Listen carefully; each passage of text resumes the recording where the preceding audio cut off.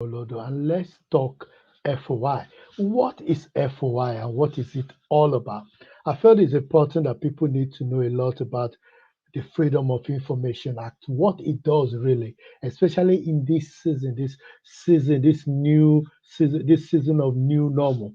You need to know your rights. You need to know about things that you're entitled to that government have there, because there are 1,000,001 things the government are doing around the world. And many countries, at least over 70 countries now, have the Freedom of Information Act, which gives you access to government information. And I felt, you know what?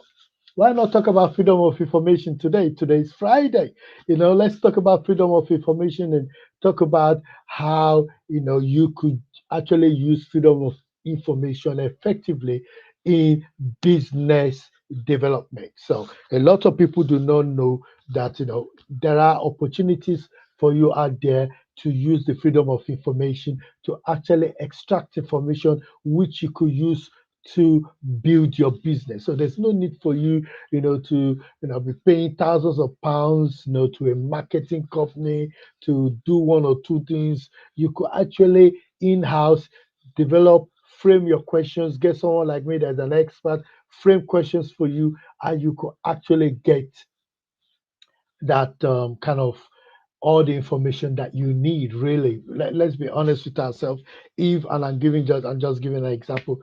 If the Ministry of Defense, for example, spend £2 million a year to buy a pen, yeah, you spend £2 million to buy a pen, and you decide to send a request for freedom of information to say, okay, please, can you tell me the number of pens that you purchased in the last 1 year and the cost of that pen? You know, you could easily calculate if they say, oh, we bought a pen of 3.5 million. That's the pen we bought, and the number of volumes are this. You could easily extract that information, but be careful, because when you ask that kind of information, you say the number of volume. Anybody in their senses could jump to the conclusion that, oh, you just wanted to know the price, the unit price of each pen. Because if you know the unit price that this pen was sold for, say, 10p, yeah, this pen was sold for 10p, and they said they bought 2.5 million worth of pen, and you could deliver this pen for 2.5p, 2.5, not 5p, but you could develop for 2 cents, two pence. Then you could easily ask them another question like, when is the contract for the pen due? That's a freedom of information request. When is the contract for the pen due? When is it due? Have you renewed a new contract? If you renew a new contract, what was the bidding process? Who is the person responsible for the bidding? So you now have the name of the person responsible for the bidding. You have the email address of the person responsible for the bidding. And even if they don't give you the name of the person, but if they give you the address, you could easily then send a request in to say, yes, I can supply you with pen of 2.5, which will even be better than what you have. And even if they give you just 10,000 pens to supply, that's sufficient, even if you just pick 200,000 out of it. So there is opportunity for you to use freedom of information a in an effective way, not the negative and facetious way that most people do, to ask about, okay, what do you have CCTV in the office of the minister? Those kind of questions. No, you don't need that. Yes, some people might feel it's important, but what you need now, especially as we are getting out of the new normal, what you need now is questions that are strategic, questions that you could use, to add value to yourself, to add value to your community. If you see a pothole on your street and nothing has been done about it, then you could use the freedom of information to actually extract that kind of information very easily. You could use it to extract that information. You could send a request and say, okay, how much do you have in your budget for repairing of potholes? How many potholes have been identified in the last 6 months? How many potholes have been identified on this street to this street in the last 5 months? And if they've not identified any pothole, then that's an opportunity for them to actually come down and come and check out the pothole and have the pothole fixed, and then your car will not get damaged, and then you don't need to go to the mechanic, you don't need to pay the mechanic. So you can see the benefit, the cost benefit, added value that comes out from just asking that one intelligent question. Yeah. So there are a lot of ways in which you could use freedom of information. And before I go further, I think it's important for me to highlight that I have been doing freedom of information for over 20 years. I've worked on freedom of information from as far back as 2002. I've been working on the freedom of information, both in government and out of government. I've been doing a lot of training on freedom of information. So if your company does need somebody to train them on freedom of information and data protection, then get in touch with me. That's my email address, that's my website. I can provide that advice for you on how to deal with freedom of information. And it's important to highlight at this point that if you if you work with government, if you've done contract with government or you're in partnership with government, then you are exposed to the freedom of information, because even though if you're just an ordinary organization, a private organization, if you receive a freedom of information request, you can bounce it back on the basis that it's not relevant to you because you're not a public institution. But if you work with a public institution, then you'll be liable because there's a taxpayer money involved. You'll be liable to deal with it. And that's the reason why public institutions that are contracting private bodies to carry out activities for them must have a kind of a policy that they will give to those organizations on how they record data, how they keep information, and those kind of things, so that when there is a request for information, those information could be extracted and given out.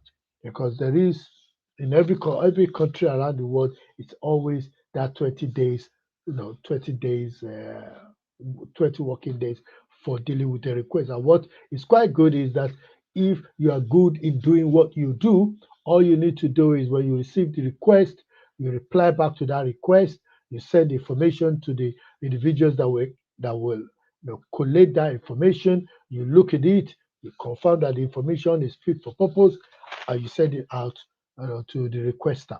And that's exactly how freedom of information is actually. But freedom of information is exciting because every day brings new challenges. Every question is different from the other question. So people will ask you questions that you scratch your hair and ask, "Oh my God, where are these people coming from?" And you have to go back to them for clarification. While you are asking for clarification, that freedom of information is suspended. It's there in the law. It is suspended.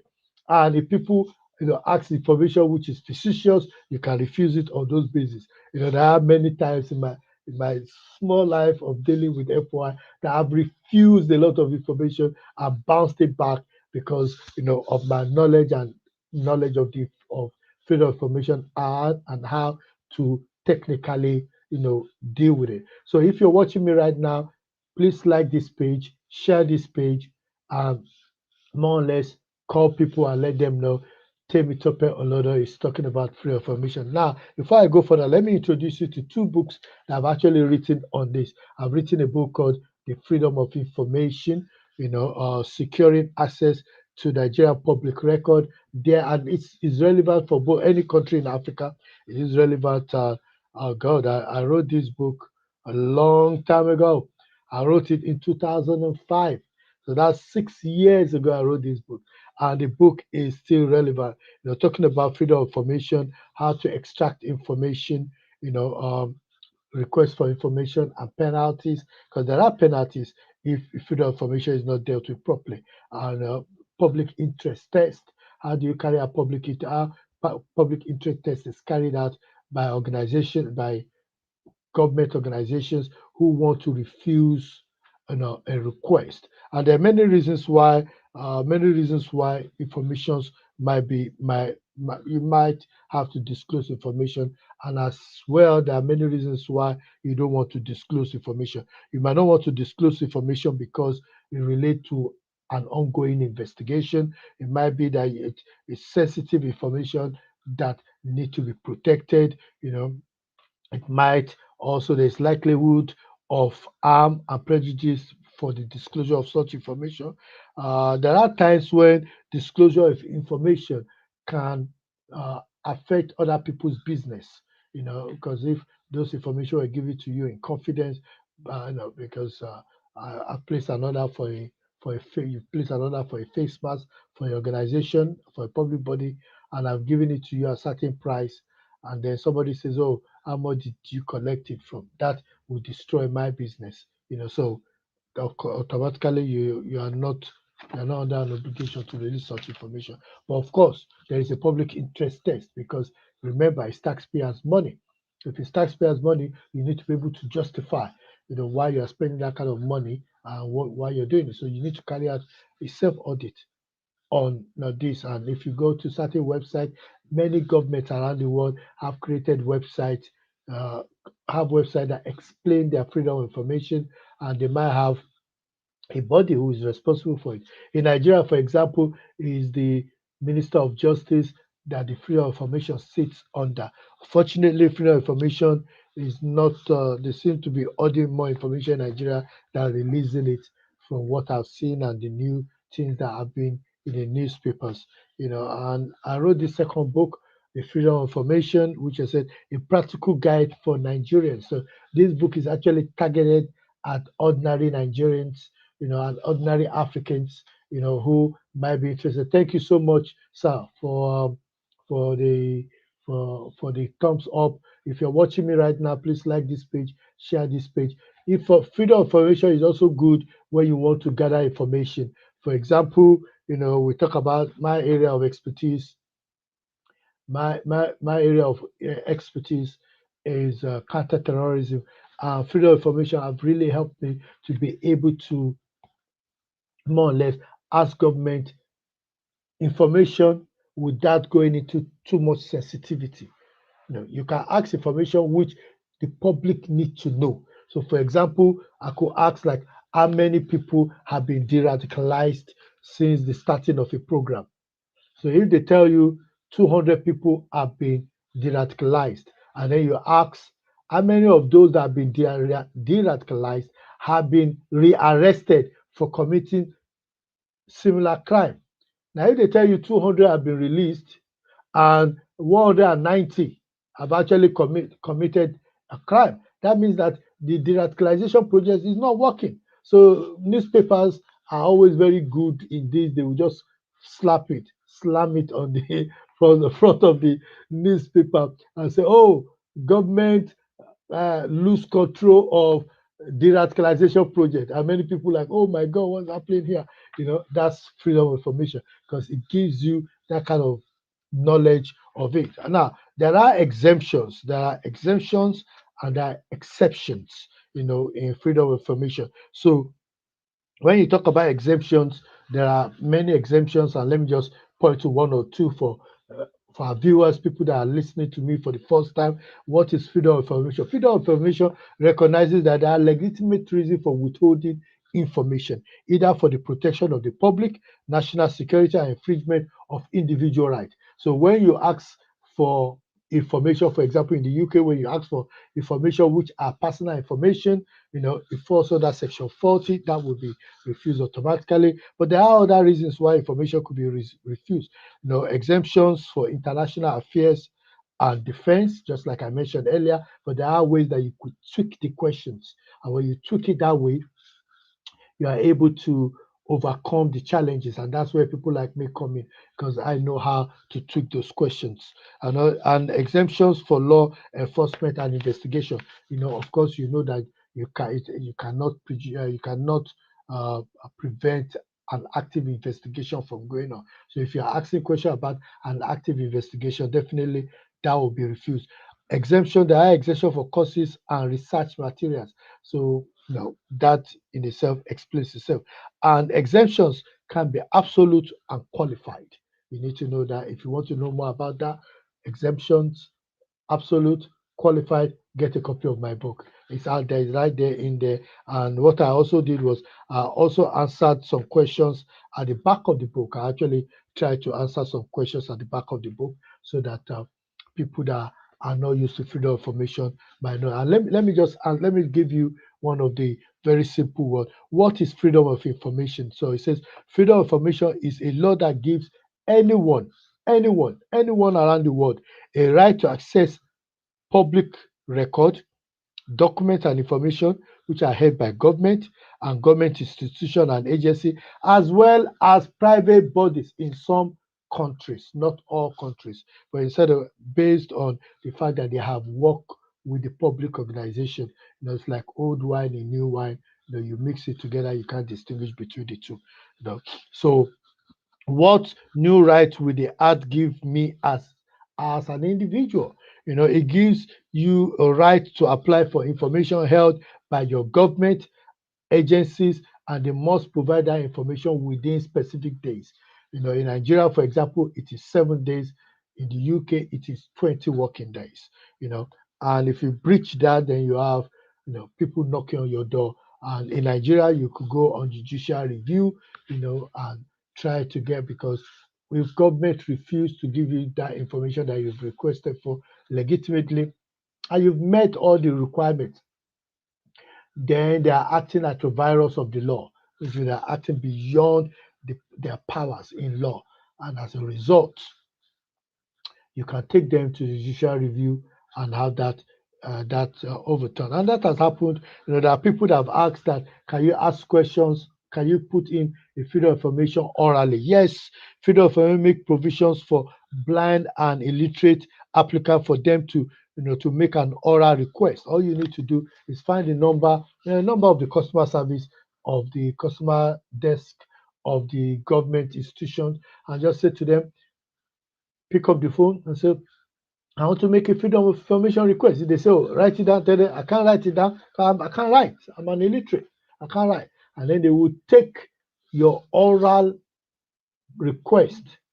They will take it over the phone, and then they will deal with it. And that is important. How do you make a successful request? I talked about that. Like I said, I've written 2 books on this. So those 2 books, I think, will be beneficial. You really enjoy it. So get a copy of the book. They are there on Amazon. You could get it.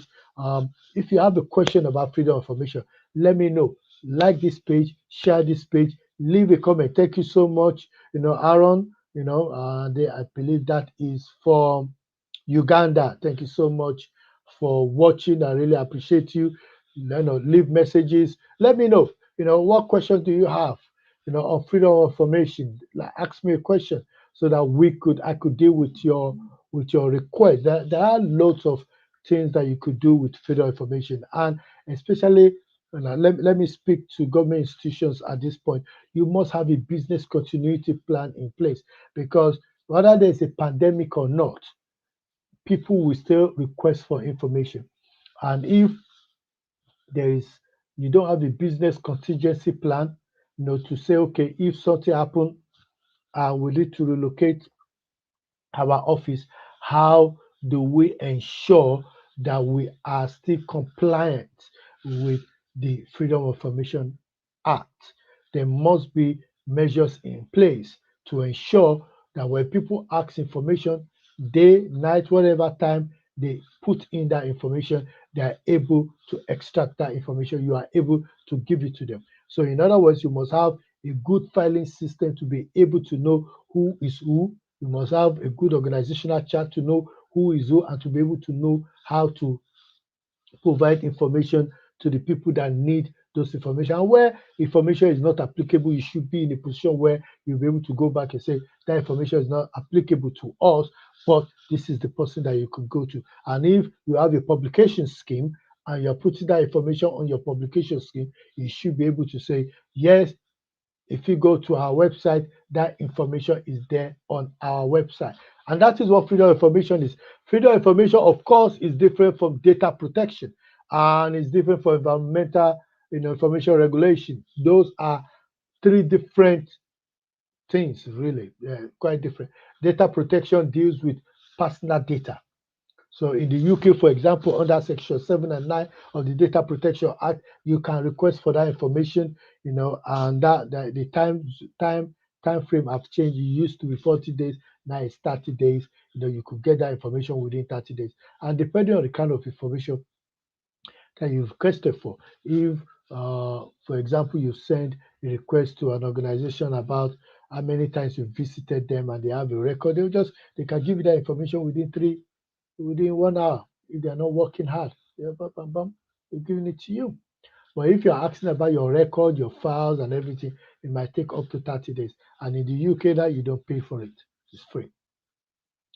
That's the beauty of the Data Protection Act and information management in the UK. Free information also is free, but if you ask for information which will take up to 18 hours to collect, then you might have to pay for that. And most organizations will just bounce it back anyway because they're not ready to do that. And what should normally happen is you can go back to them and say, you know what? Or even when you're putting in your request, you could say, if this information will take you a lot of time for you to put together, then I'll be happy for you to answer the first part of the question or to answer the second part. Because once they answer the first part, you can then go back to them and break it back down in pieces and send them another question, which will be a little bit a meat piece. And that way, you are able to get your information. And you could do a Robin Wood style, round robin, where you send questions to one bit and then you send questions to another bit and it's round robin. Many people will be trying to give you the answer. Some people actually do that systematically. They ask question, they ask the same question or twist the same question ask different government institutions so that they'll be able to understand whether information is being hidden from them. People are not willing to give information, so they actually do that. Now, like I said, freedom of information is quite good because you could use it to hold government accountable. It's important that we hold our government accountable, and the freedom of information is actually a good way to hold our government accountable. It has been said that in fact the one of the former prime minister in the UK that remained unnamed actually told one of the dailies that he regretted that freedom of information was introduced. Because what is happening now is that people are now using freedom of information to get genuine response to information. So you could ask all kind of information from the public. How did you spend this particular money that you said you budgeted for this? You know, who are the people that won the contract? They have no choice. They have to give you the name of the person that won the contract. They have to tell you about the bidding process. They might not reveal how it was done, the calculation, but they have to give you that information because that is important. They have to give you that information. So that is the beauty of the Freedom of Information Act because it's when you want to talk about five benefits of the freedom of information. It allows for accountability. So government is accountable to the people because it's meant to be government of the people by the people for the people. And freedom of information is a way of ensuring that it's for the people because the people are now given opportunity to ask questions, of their government and for those government institutions to provide those information. And where those information have not been provided, there must be a remedy either through the court to be able to extract that information if indeed it's not covered by an exemption. Number two, freedom of information allows for openness. Accountability is one thing, openness is another. When you have freedom of information, you know that information will be extracted from you at one point or the other. Definitely, what you will want to do is ensure that you have an open door policy, you have a good record management system. And that's why you find out that most government institutions will have things recorded in certain number, a certain sequence in order to be able to extract those information. That is very, very important. Sorry.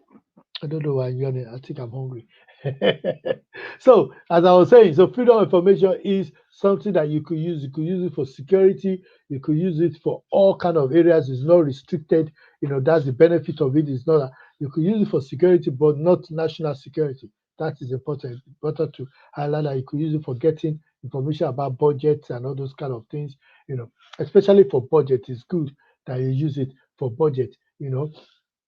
Yes, thank you so much, Mr. Anthony. He said, if only it can be enforced not only for proving the bill. Now, yes, it can be enforced through the court. I know uh, it's long-winded, and that's the reason why good people like yourself and me, can stand up in Africa and say, you know what, we want the freedom of information, to we want an independent body to manage freedom of information and to serve penalties to government institutions that are refusing to respond. Because there's some government institutions that are so notorious in Africa that when you send the freedom of information, they just receive it and they just shred it. They just, you know, tore the paper into pieces. And that should not be happening. This is the right, this is taxpayers' money, and everybody has the right to ask those questions and say, hold on a minute, hold on a minute. This question needs to be answered. How much have you put into this? How many government officials are their family on government payroll? That is the kind of question you could ask. You know, what was the job that this man was doing prior to becoming a senator? So if you know what job he was doing and they say, oh, he's been working in that job for the past 15 years, and you know that the salary in that job is not meant to be more than $1,000, and now he said he has a plane. So definitely you could tell from that information that something has gone wrong there. How did he get a plane if all the money he had before coming into politics is not that much? So those are the kind of information. Freedom of information allows you to be able to ask any question that you want to ask, as far as those questions are intelligent enough. Intelligent question. Because if you ask a stupid question, you get a stupid response. Let's be honest.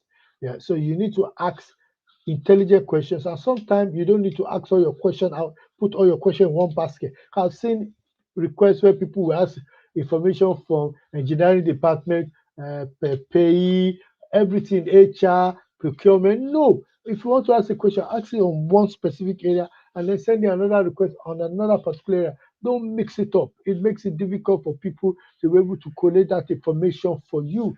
If you're watching me right now, I want you to like this page, I want you to share this page, and I want you to tell your friends, neighbors, outlaws, in-laws that I'm live here, Teko Olodo, talking to you, you know, on FOI. It's called Let's Chat About FOI. For those that are watching me right now, if you're watching me on YouTube, you're watching me on Facebook, you're watching me on LinkedIn, or you're watching me on Twitter, let me again use this opportunity to tell you about my book, Nigerian Freedom of Information Act. That book is something that you need to get quite thick. I talked about a lot of things in this book, and you find it quite interesting. It looks into all kind of issues that many people would, want to really know more about, and that's the reason why you need to get that copy. If you've not gotten that copy and you want to get a smaller version, this is a smaller version called Nigerian Freedom of Information Act, securing access to Nigerian public records, and is applicable in Ghana, applicable in Sierra Leone, because freedom of information everywhere is the same. It's about extracting information from government. So in this book, for example, I talked about how to submit a successful FOI request. Not all FOI are successful FOI. So you need to know how to put in a proper FOI request so that your questions are answered and dealt with. For example, there are people that will send an FOI request and they will not even include their name. And if you don't include your name, you don't include your address or your email, that information can be refused. That is very, very important. You must be able to include the question that you want to ask and make sure that that question is smart. When I say smart, it must be specific, it must be measurable, it must be actual, it must be realistic, timely, smart. So make sure it is smart. At this point, let me mention again, you could get a copy of this book, The Freedom of Information Act, on Amazon. The book is available there for you to get, and you can also get a copy of this book on Amazon. It's all there for you to get. Until we meet again, my name is Temitope Olodo, and I'm the president of African Security Forum, CEO of Trans Custodium. That is my email address at the bottom. and that's my website, www.trans.org. Send me a message if you have any message. If you have a question that you want me to deal with, send it to me, and I'll be more than happy to deal with it. Until we meet again at Let's Chat About FOI. It's bye for now.